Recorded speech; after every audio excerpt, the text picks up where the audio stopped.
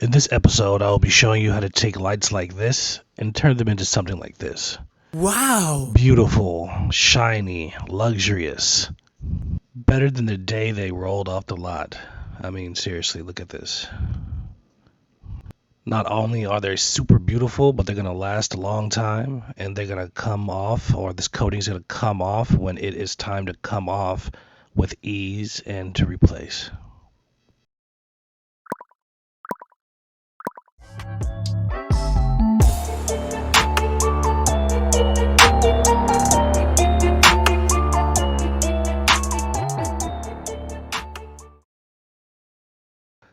Okay, I normally don't do this, but this is an absolutely awesome car. It's not a normal car. This is a Lexus 2006 SC 430 with a big old V8 small Sportster car. Really beautiful car, very beautifully kept. And this guy wanted to get these headlights taken care of as he just purchased this vehicle, and wanted them to be as beautiful as the rest of the vehicle. Okay, let's get down to business. On this video, we'll be doing both headlights, a full headlight restoration, so you can see how that goes. This is my 18 volt Ryobi drill. This battery here at the bottom is the big battery, the 18 volt 4.0 AH battery. Just means it's double the size of the one that standardly comes with the drill, which, believe it or not, lasts twice as long and delivers peak performance better, more power to the edge of the drill once again. Starting here with my P500 sanding disc, 3M P500 sanding disc. And once again, everything that you will see in this video that I am using is in the bio, direct link to where I purchased it from, which would be Amazon. Okay, so usually you want to start in one side of the headlight here. If you can notice my hand, you can kind of see the pressure I'm using. I'm not using any pressure. I'm just making sure that the surface of the pad is affixed to the surface of the light evenly. You don't want to do one side or the other side. You don't want to do this to center. You don't want to play around like that. You want it seated directly over pretty much all of the pad, seated directly to the headlight flush. As with most power tools, you want to let the power tool do the work.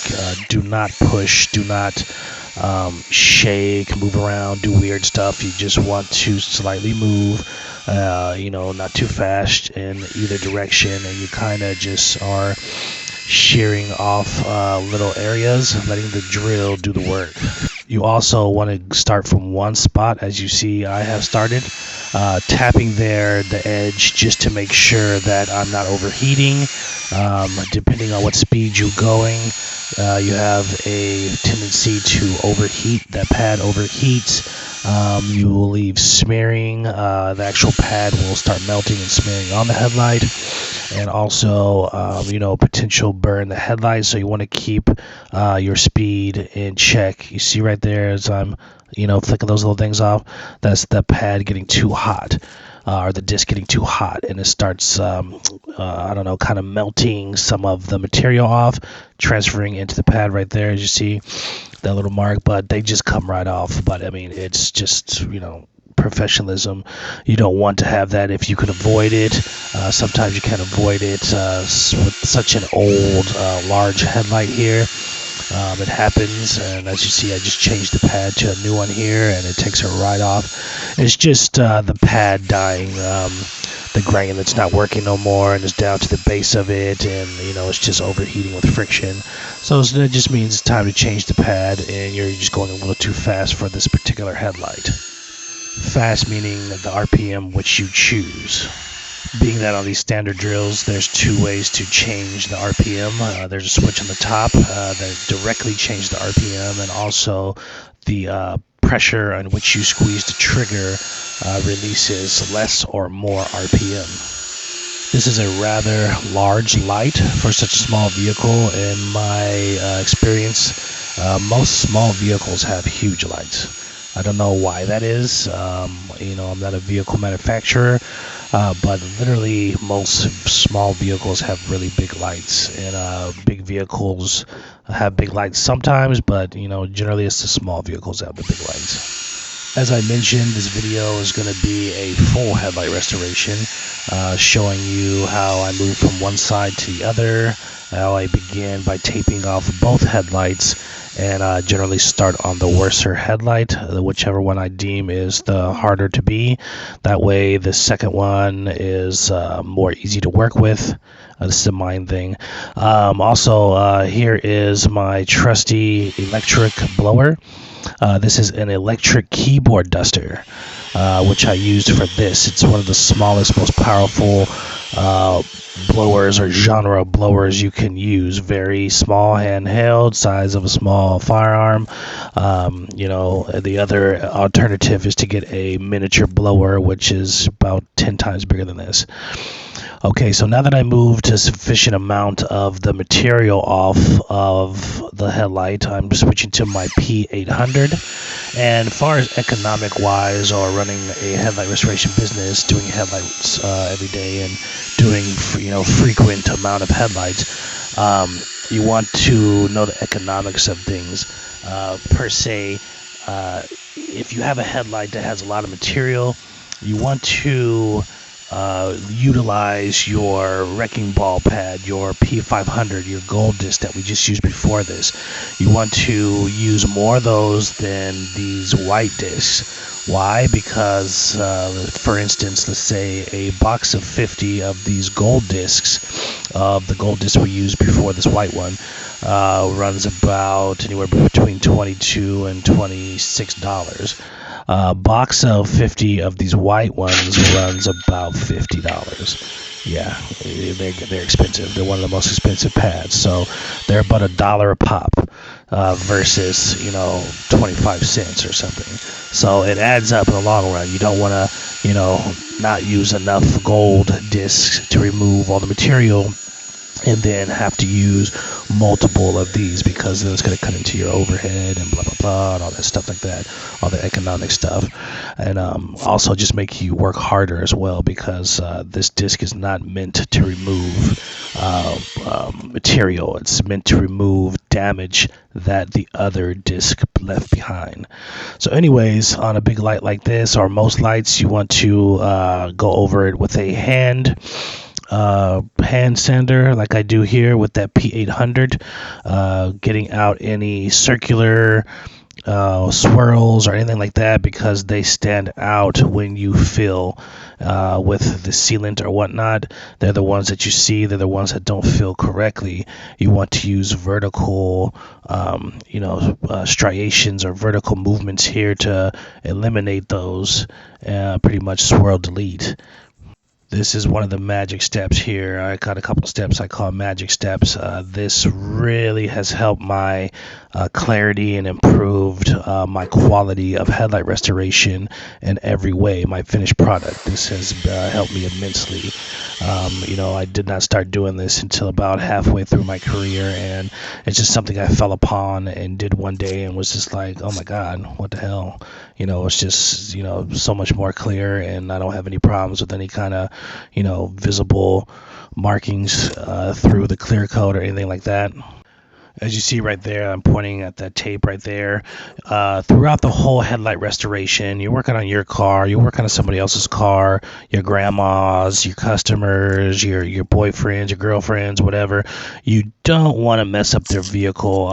You want to treat every vehicle, whether it's a hoopty and somebody just wants to see, or a young person or a gentleman like this who has beautiful collector's item car. You want to treat them all like beautiful collector's items, like they're your car, like they're your show car, like they're your baby. It's just good practice. You don't want to go around messing up cars. And like I was saying, you want to always inspect. Every time you're using this drill, you're hitting those edges, you always want to look and currently or constantly inspect the tape. If you see it's wearing thin, if you're seeing a piece is pulling off, stop and correct it, because it can happen really quick where you damage somebody's car right there, or you leave a scratch where you're going to have to buff out, or if you know how to, I provide scratch removal. But a lot of people, you guys, are not going to know how to do scratch removal, especially in such a tight, small spot near a light that you just finished. So, you just best stay away from it. Even I don't want to do it, and I provide those services. I fix people's mistakes. Anyways, this is the P3000 Trizac pad. This is one of the awesomest discs here, and this is one of the only ones that you can use more than once. This is the only one technically you can use more than once after it's completed its full job here. One of these will last maybe about 10 headlights, which is kind of cool. They also work in different aspects of what I do. They work well with scratch removal and other things that I provide to vehicles. Anyways, right here, you're using the Windex. A liquid Windex works the best. You see how it just pulls all this stuff down right there. It's just dropping down. You see that? It's pulling all those saturates and all those oils and all that, dust around. And you see right here, when it's wet, you want to inspect for any kind of scratching, any kind of scraping, or anything like that you might see in the finished product. It's going to dry up, and you wouldn't be able to see them at the drying point. But when it's wet right there, you can see all that stuff, and then you'll know, hey, I need to work on this area here before I seal this, before I get to my finished product. As you see there, it's kind of like a sneak preview, but as you see there, it dries up, and you won't be able to see that. It's dehydrated, and that's a good step. That means it's nice and sterile. It's ready for the next step, and this is one of the best investments here. It's a 3-inch 12-volt AC Delco polisher, fitted with a 3M finessed orange pad. This is another pad that you can use multiple times. You can use this pad on probably like 25 different headlights until it's time to change a new one. They're very expensive to buy singly. It's almost worth it though. Like I said, they last literally like 25, 30 cars. Literally, they'll last a long time as long as you take proper care of them. So what we got here is the dab method. Once you put a couple drops, maybe a quarter size, couple drops for a big light like this, dime size, whatnot, depends on how hydrated your pad is, and you just kind of dab it through. This helps with a couple different things. It helps you not fling stuff everywhere all over the car. It helps pace yourself to allow this oil-based substance to kind of soak into the porous surface of the headlight. It is porous, that's why it turns white again. It's just very porous, and it sucks up some of the stuff, helping hydrate the surface of the headlight. Then you go through here with the polish, which pretty much smooths everything out, stops and fills fine scratching, and the heat there just kind of provides adequate amount of friction. That friction is what attributes to this, or better yet, this clarity and glass-like finish is what's attributed by this friction here. If you don't have the right size rotary polisher, rotary just meaning spinning in a circle, right size is 3-inch. Anything smaller, anything bigger is not adequate. If you don't have the right speed, I'm using 7,000 RPM. You would need something exceeding 5,000 RPM. And you just want to pretty much hit every part of the headlight. You'll see it go. You don't want to just hold it there in one spot. You just want to move, side to side or whatnot. And, if anything, double back and hit those sides or those pieces that need to be redone. But if you don't have something going as fast as that, you can still achieve great finished product, but it's just not going to be, anything like this. Having an adequate polisher, that's just a polisher, not a drill, it comes in extreme handy being a headlight restorer. Just look at these lights. Already they're perfect. They look better than the day they came off the lot already. But you can't send them out like this. If you did, they would just tarnish and go bad again in probably 3-4 months. Nobody wants to have to do their headlights 2-3 times a year. That's just ridiculous. And see all this stuff here, I'm just making sure there's nothing on the surface. I'm blowing out all the little corners and creases before I seal this headlight. I'm wiping it off. I'm wiping off pretty much around the headlight within maybe a foot radius, just to make sure no wind or nothing blows and mess up my finished product. And see that you want to shake any can you use, any aerosol can you use, until it feels light and full. You don't feel the sloshing around as much. That means it's ready. And this is the meguiars headlight coating. This is one of my preferable used ones, at the very least for these videos. I have been known to use other ones in different times, but this is a great summer use one, and it is good for these videos because it's such a small light. Such a small can. And these cans can do even like a light this big. It can do about 3 to 4 cars with these cans, depending on how large the headlights are or the need for the spray or for the coating. Not all headlights need as much coating as others. Some require a much more heavier coat, kind of like they're thirsty. They soak up a lot more. But look at the beauty of this headlight. I mean, look at the reflection. You can see me there. You can see the background reflecting in the surface of the headlight. I mean, how much better can it possibly get? It really can't get any better. This is the upper level of headlight restoration. This method is by far the best I've ever used, and I've used different ones, and this is what pretty much my style has evolved into. It's pretty much like toilet paper. I always tell people it's the toilet paper effect.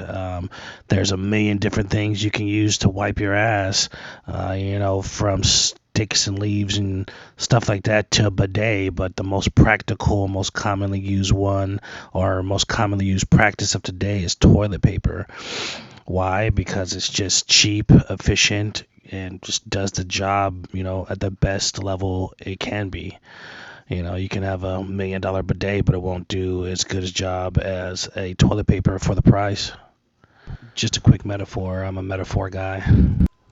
Now, starting on the other side of the vehicle, I'm going to run the same process here. I'm going to speed this one up a bit, so you're not here all day watching the same thing again.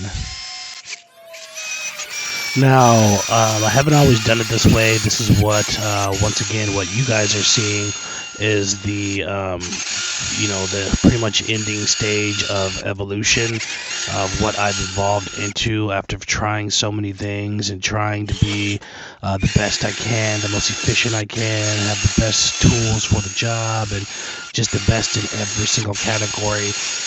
I try to evolve, and I still do every day. I learn things and I pick up little traits or whatnot. So you guys are, getting, the benefits of somebody who's already done all these things and have discovered the best of the best and implemented in his program, into his style, into his format of doing headlight restoration. All right, back to regular speed though, and as you see here, I have a fan blowing on that. Like I said, no need to do any kind of crazy drying. The best is natural heat and sunlight and natural air. Air drying is king. So I use a fan, and I leave the fan on there so I can start this next headlight. And pretty much it's doing two things. It's drying the light, which has more than likely already been dry for about 3 minutes now, 4 minutes now, but also in the beginning stages of working on this light, making sure that nothing blows over to the other side, messing up my finish there. With that fan, I can start immediately instead of letting it dry to the fullest, because the fan is going to blow any kind of particles away. Just wanted to slow that down and show you guys that. Once again here, with my hand sander here. This is a must in my opinion. Some lights don't need it, but most lights are softer. The harder lights won't need it, but about 80% of lights are softer, so you'll need this about 80% of the time. It is a magic step, and you don't need much pressure. You're just loosely shearing off the material. Real loose, real light. You're not applying any pressure. I'm just using my fingertips and my hands, the fingertips just to apply, the pressure to seat it to the headlight. That's it. All right, gonna speed this up again here. This is really interesting here. Your eye doesn't catch it as much when you're going normal speed, but when you speed these things up here, you can see this light just pretty much going from cloudy and busted to beautiful and just shiny. You can see it happening. Look at that, and then you'll just see it all of a sudden rise to being super clear. I love it when fast forward on this point here. But anyways, once again, the dab method there, fast forward. We see that just soaking in right there. Now we're polishing. You're just going to see it magically go super clear. If you notice on this side there, towards the bottom, there's a little permanent cracking. There's nothing you can do about that. Sealing it and treating it and doing all these steps will strengthen it and help it not go through and through, especially with a final step, the sealing here. But you can only work with what you have. It's still a great light. No need to replace it. It's not breached. It's only about maybe a third of the way through the light, and this will help fill that in as well.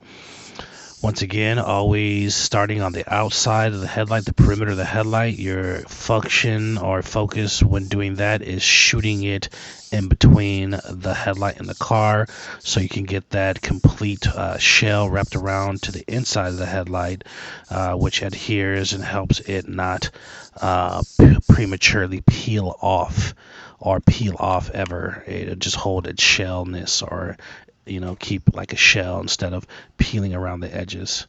That's why I do that. It's a must, always on the outside first. And now let me just take this camera off here and look at this. Whew. Now that's sexy. Super crystal clear. Let's check out this other one. Wow. That's the fan. I'm going to take this fan over here and we're going to air dry this one. Just put it right there, aim on it. This stuff in summertime literally takes about 60 seconds to dry. Even less sometimes. If it's in direct sun, it could take 30 seconds to dry. I do not put 2 coats on. I put pretty much the equivalent of 2 coats all at once. Gorgeous. And the reason I do that is you want a shell, and if you want to know more about that, there's a video on my channel describing why not to do that. I believe it's the video before this one. Alright, let me pan over to my setup here. There's my little camera stand, blah blah blah. There's one of my fans. I have 2. There's the star of the show there, ladies and gentlemen. That is my handy dandy chair. Has wheels, it has drawers, fits in any trunk, and only weighs about 20 pounds. It's amazing. It has saved my legs and my back, and also some other stuff. Everything you see here is in the link in the bio. Most of the stuff is from Amazon. Please like, subscribe, and share. Hit that subscribe button. Also check out this place on Instagram. Are you still rolling around with headlights like these, making your vehicle look ugly and unappreciated, making it hard, if not impossible, to see at night, which is a true hazard and safety concern when you could be driving around like this? Perfect! Crystal clear, perfect perfection. Performed at the location of your choice in less than an hour. Typical vehicles start between $70 and $100 before MOP. Check out our 60 plus Google 5-star reviews and check us out on these other platforms as well.